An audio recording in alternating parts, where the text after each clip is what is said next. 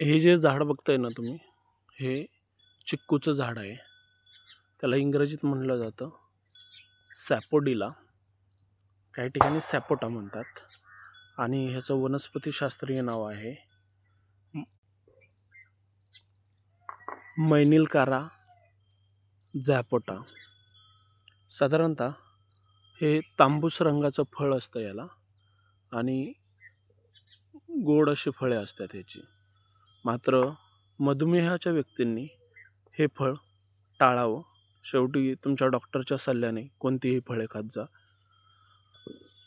कारण ह्याच्यामध्ये साखर असते. ह्याच्यामध्ये लोह, कॅल्शियम, फॉस्फरस जास्त प्रमाणात असल्यानं स्नायूंच्या मजबूतीसाठी तसेच हाडांसाठी हे फळ रामबाण उपाय देखील मानलं जातं.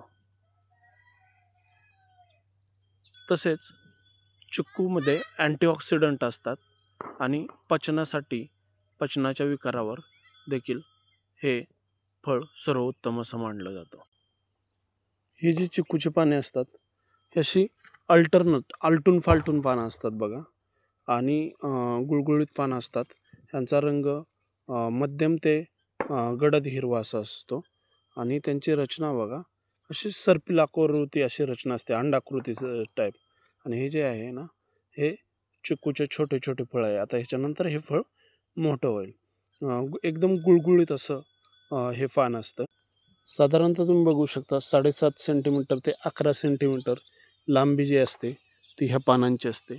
आणि एकदम वेगळ्या प्रकारचा हा वृक्ष आहे चिक्कू.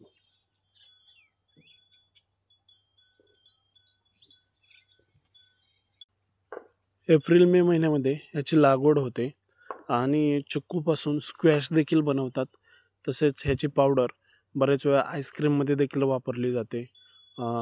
वेगवेगळे ज्यूस पिता तुम्ही, त्या ज्यूसमध्ये देखील शेक म्हणून याचा उपयोग केला जातो. तर तुम्हाला काय वाटतं? तुम्ही चिक्कू कधी बघितला आहे का? त्याच्याविषयीचे तुमचे कमेंट व्यक्त करा.